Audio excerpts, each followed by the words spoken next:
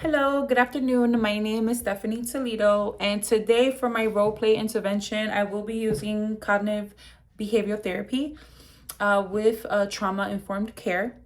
My client today is a 18-year-old female who has been with her boyfriend for 8 years and who is experiencing ongoing verbal, physical, psychological, emotional abuse.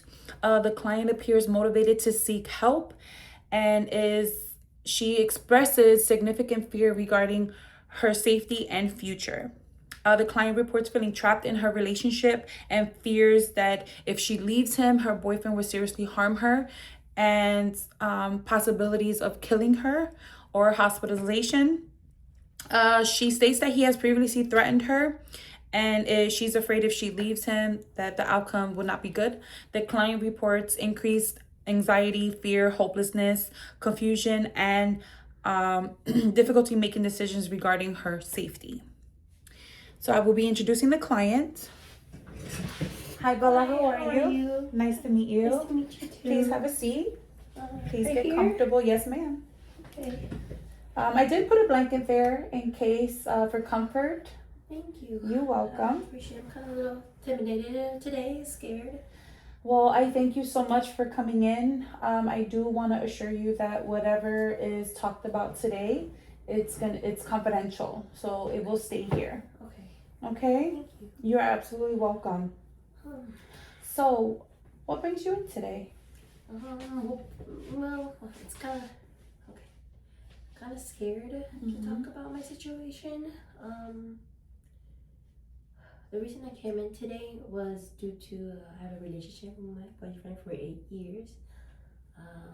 But I have a situation going on between our relationship though. Okay, well, can you tell me more about what's been happening in your relationship? I'm kind of embarrassed to talk about it. I never talked to anybody about my situation before. Sometimes my boyfriend, he will physically hurt me. Once in a while, when he gets angry, when I listen to what he wants me, I don't listen to what he wants me to do. Okay. But not only physically, but also verbally abused and mentally abused, and yeah. Okay, well, given the stuff that you just told me, those feelings make a lot of sense. You feeling that way, facing the repeated abuse, it's understandable why you feel scared or overwhelmed. I want you to know that you going through this abuse is not your fault. This is the abuser, the person who's harming you. It's that this belongs to him. Like all the abuse that he's caused you, it's not your fault. So I just want to reassure you that you know that. Thanks. Of course. Now that we're talking about it, there are some incidents that occurred. Okay, like for instance, like threats. Yeah, but other incidents. Okay. Would you feel comfortable telling me about your incidents, like what's going on? Yeah. Okay. So like I mentioned, physically abused. Usually what he does, grabs me hard. He has slapped me and hit me multiple times. Okay. But he hasn't a moment that feels like a death threat, because he did mention if I ever tell anybody about this situation or anything, that he said he'll hurt me and put me in a hospital. Okay. That's what he has said to me already multiple times. Yeah. Okay. And when your boyfriend threatens to kill you or to hurt you, do you believe he's capable of doing that to you? Yeah. Technically, it's just like he hasn't done anything to the death of anything, but he has at home when he gets really angry, he starts like grabbing glass and throwing it in the ground. Okay. Saying that that's gonna be me one day if I don't listen to what he tells me to do or don't obey what he wants and make me obey. Okay. Do you know, like, has he ever used weapons? Does he have access to any weapons? I know of no. But Okay. I've been around his home, because I do live with my parents. So whenever I do have to come over, Mm-hmm. I try to keep my distance. But whenever he needs me, I try to, be there. Okay. But I've seen no weapons. Okay. Has he ever tried to strangle you or choke you, like seriously injure you? Mm, no, not as much. Mm-hmm. But he has, like I said, just more of a really controlling way. He tells me or manipulates me sometimes. Okay. I thought it was just me, but whenever he says, if you don't do this, you're making me upset. If you don't do this, and I thought I was just doing for his liking. Okay. But no threats like that before. Okay. Well, what I can hear is despite everything you've gone through, you're committed to like surviving, you're committed to seeking help, and the fact that you're here today to get help, you should recognize that, like you recognizing that you deserve to feel safe and be respected. So I applaud you for coming in today because I know this is not easy to do, especially if you don't, you're confiding in someone you don't know. So this is a huge step. Thank you. I really appreciate it. Of course. So let's talk about some thoughts, um, about, you ever thought about leaving your relationship? No, well, yes. What am I saying? Yes, it's been so Okay. hard to actually. I know I want to leave, but just I do want to leave because I want to be better myself as well. Okay. It's just been so hard. Like I did leave one time, but then either he threatened, like if you leave me, I will find you and I will hurt you. Okay. And not only me, but my family. He threatened for my family as well. Okay. And when he says these threats, does he mention like family and friends? Like if anybody would ever know, like I'm gonna hurt them as well. Like, what does your support system look like? Yes, he has threatened to hurt, like I mentioned, he will threaten to hurt my family. That's why I try not to involve anybody. Okay. Anybody in my situation. I try to keep not my family members, no, not even my closest friends or cousins, no.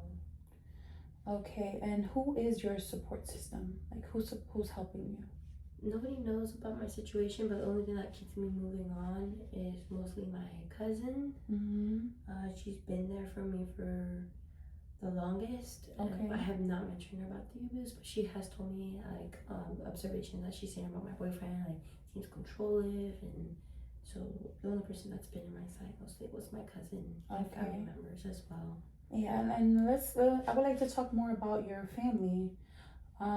Is your mom in your life? Like, do you have? What's your family support like? My family is good to me, but they just don't support me with sometimes with my boyfriend. But Okay. they did suggest to leave, but I tried, but I never mentioned about the abuse. Okay. But I feel like I can't be open with my family because I know that they have a strong, more like in my cultural beliefs, like if you're on your own, you're on your own. Mm-hmm. You have to do what you gotta deal with. Okay. That's why I don't mention anything because I'm kind of embarrassed to mention my family. I feel like I'll be a disappointment to them sometimes. So. Okay. Do you come from a religious background? No, no. Like I do believe there's Jesus, but we don't go to church or anything like that. But I do believe, but mostly our family members, it's just more cultural history background. Like we've grown up in our home. Okay. And when it comes to like education, how far in education did you get to? Like, did you graduate high school? Yeah. Did you go to I just graduated. Okay, just actually. graduated. Okay, Yeah. congratulations. Thank you. And I do want to move forward in my life. That's why I want to leave him. Okay. Because I feel like whenever I am trying to like apply for school Mm-hmm. recently, and I keep failing the exams to get accepted at the school program, I would go to a trade school probably. Okay. But the trade school kept saying that I kept failing, but I realized it's because every time I go take, I get anxiety, I get overthinking thoughts like where he's gonna find me. Okay. It stresses me out a lot. Okay. So. And okay, so with school, you got your high school, you just graduated, and you do want to go to trade school. Yeah. Now, when it comes to employment, are you employed at the moment? I am not employed. Okay. I am planning to as well, but like I said, I can't do anything since he's on me all the time, tracking my phone, saying that. Okay, yeah.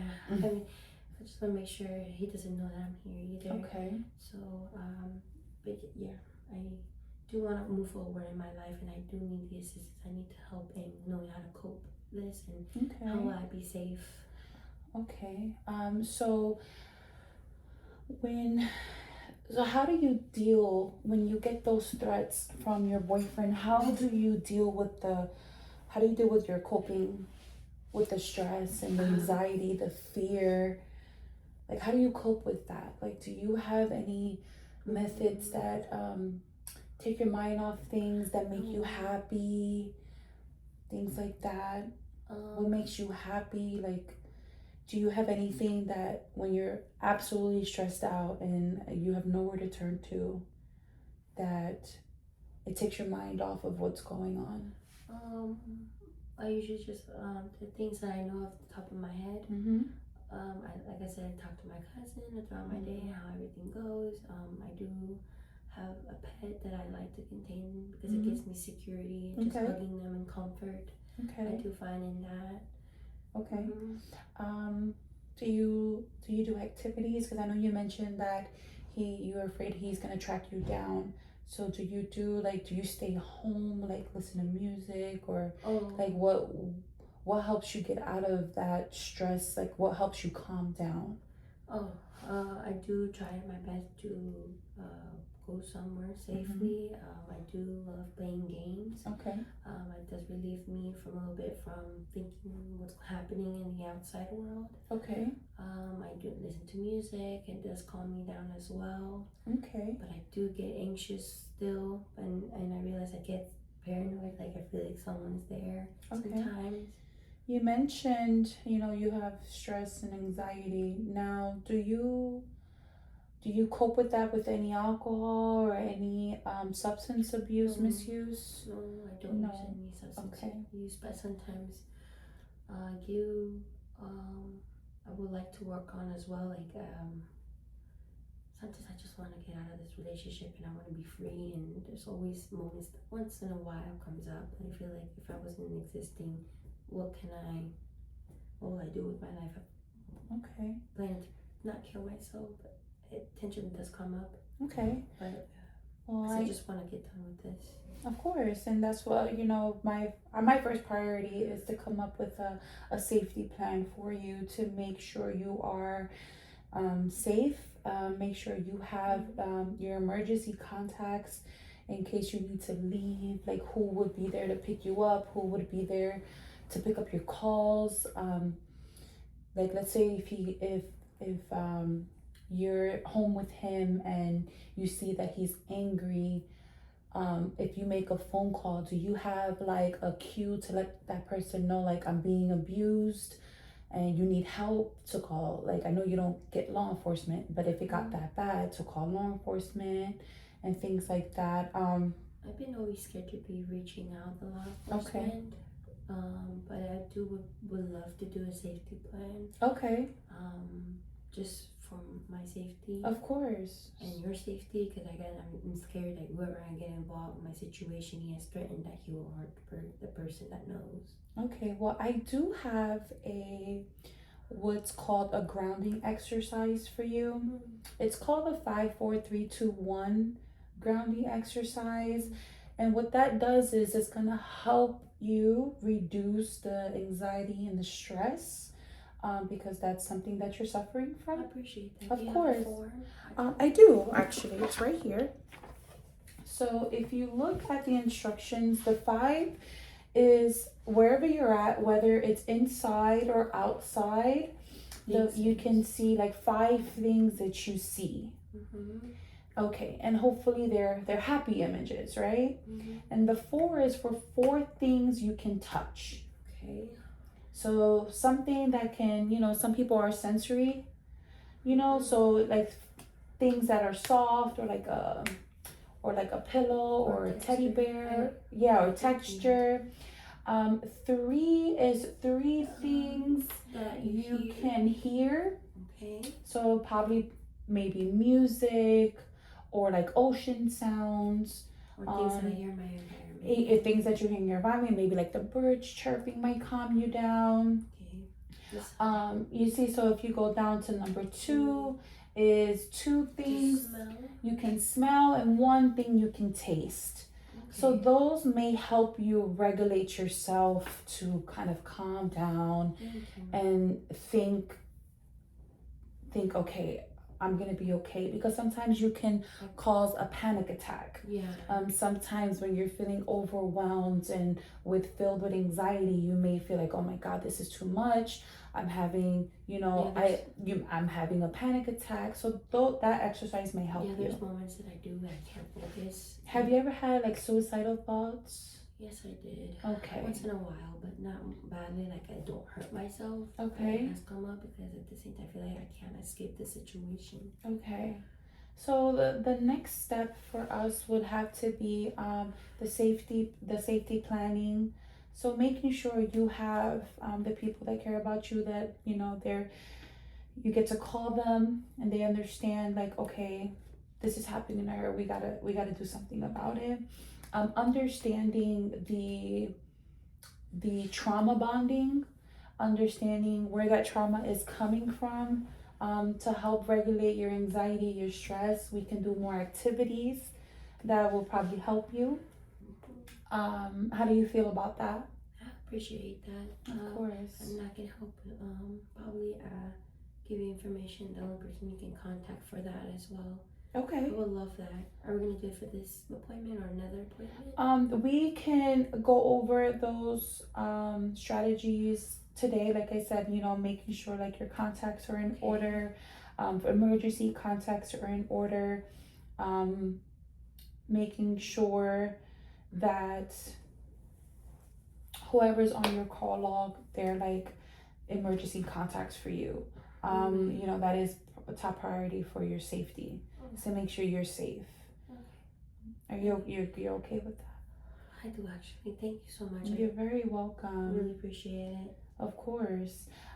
So yeah, for our next session, we will go over more coping skills and like trauma bonding, to make sure like we understand, where the trauma's coming from, and try to help you through that, and help you with resources to get back in school, to get you a job, because that'll help you be more independent. I will love that. That'll help you be more independent, and hopefully that'll give you more courage to see if you're able to leave that relationship.